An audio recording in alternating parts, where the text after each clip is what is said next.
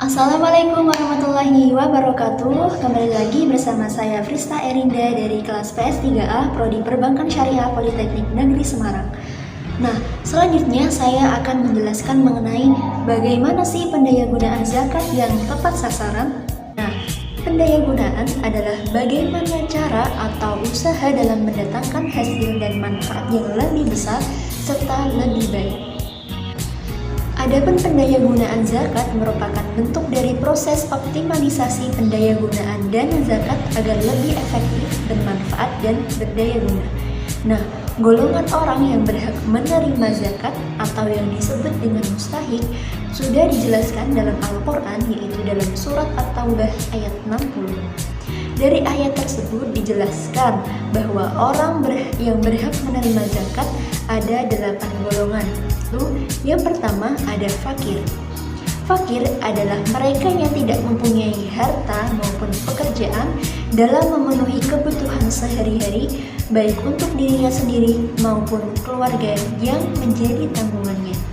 Yang kedua, miskin. Miskin adalah mereka yang mempunyai harta maupun pekerjaan untuk memenuhi kebutuhan dirinya sendiri maupun keluarga yang menjadi tanggungannya, akan tetapi belum sepenuhnya tercukupi. Yang ketiga ada amil. Amil atau pengurus zakat adalah mereka yang bekerja untuk mengumpulkan, mengelola, dan mendistribusikan zakat kepada para mustahik. Amil diberi zakat karena sebagai bentuk prestasi atas kerjanya, walaupun amil zakat merupakan orang yang kaya. Yang keempat yaitu mu'alaf. Mu'alaf adalah mereka yang diharapkan kecenderungan dalam hatinya atau keyakinannya dapat makin bertambah dalam agama Islam atau orang yang baru masuk Islam. Yang kelima yaitu riqab. Riqab atau orang yang belum merdeka adalah mereka yang tidak memiliki harta dan ingin memerdekakan dirinya, maka mereka berhak menerima zakat sebagai tebusan. Yang keenam ada ghorimin, adalah orang yang memiliki hutang untuk dirinya sendiri maupun orang lain yang digunakan untuk kepentingan yang baik, bukan untuk kepentingan maksiat ya. Nah, ghorimin ini diberikan zakat apabila mereka tidak mampu melunasi hutangnya.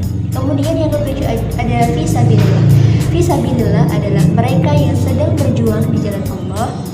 Kemudian ada 2 golongan untuk fisabilillah. Yang pertama, mereka yang berjihad tidak dalam bentuk perang atau pertempuran, akan tetapi mereka berjuang dalam bentuk mengajarkan perbuatan baik seperti ustaz, kemudian guru, maupun yang sejenis. Untuk yang kedua yaitu mereka yang berjuang dalam bentuk perang dan pertempuran untuk membela Islam.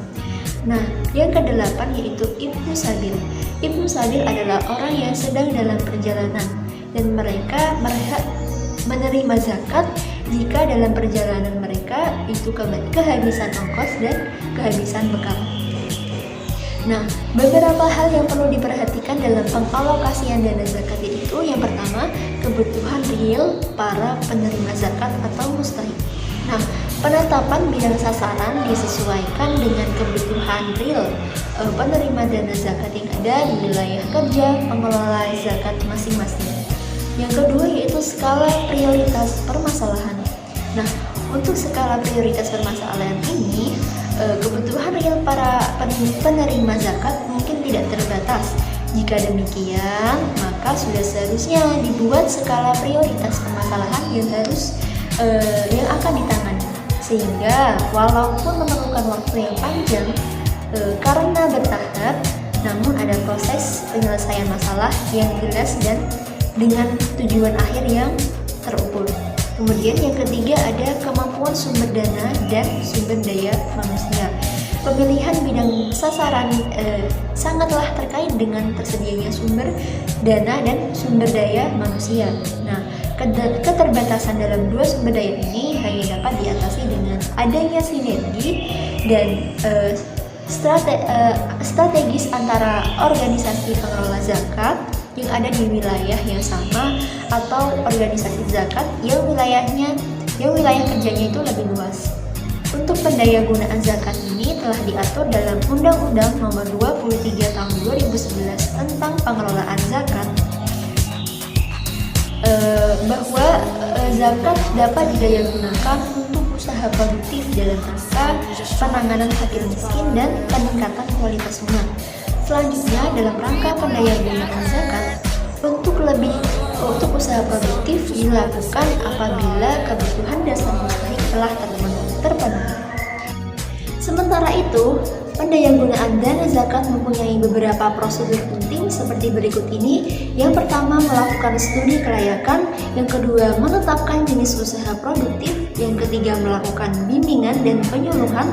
Kemudian yang keempat, melakukan pemantauan, pengendalian dan pengawasan. Kemudian yang kelima, melakukan evaluasi, dan yang terakhir adalah membuat laporan. Penggunaan zakat ini telah diatur dalam Undang-Undang Nomor 23 Tahun 2011 tentang pengelolaan zakat, bahwa zakat dapat didaya gunakan untuk usaha produktif dalam rangka penanganan fakir miskin dan peningkatan kualitas umat. Nah, laporan pendayagunaan zakat untuk usaha produktif ini wajib dilaporkan oleh lembaga pengelola zakat yang disampaikan setiap 6 bulan dan akhir tahun. Laporan sebagaimana dimaksud tersebut itu paling sedikit memuat mengenai identitas mustahik, kemudian identitas lembaga pengelola zakat, jenis usaha produktif, lokasi usaha produktif, jumlah dana yang disalurkan, dan perkembangan usahanya. Pendayagunaan zakat yang tepat sasaran akan mewujudkan fungsi utama dari pelaksanaan zakat itu sendiri yang dapat dilihat dan dirasakan baik oleh yang memberinya maupun yang menerimanya. Penggunaan zakat untuk meningkatkan kesejahteraan masyarakat merupakan aspek terpenting bagi pencapaian tujuan dari zakat tersebut. Oleh karenanya, diperlukan suatu lembaga atau badan yang profesional di dalam mengelola. Terima kasih telah menyimak materi yang saya sampaikan. Kurang lebihnya mohon maaf. Wassalamualaikum warahmatullahi wabarakatuh.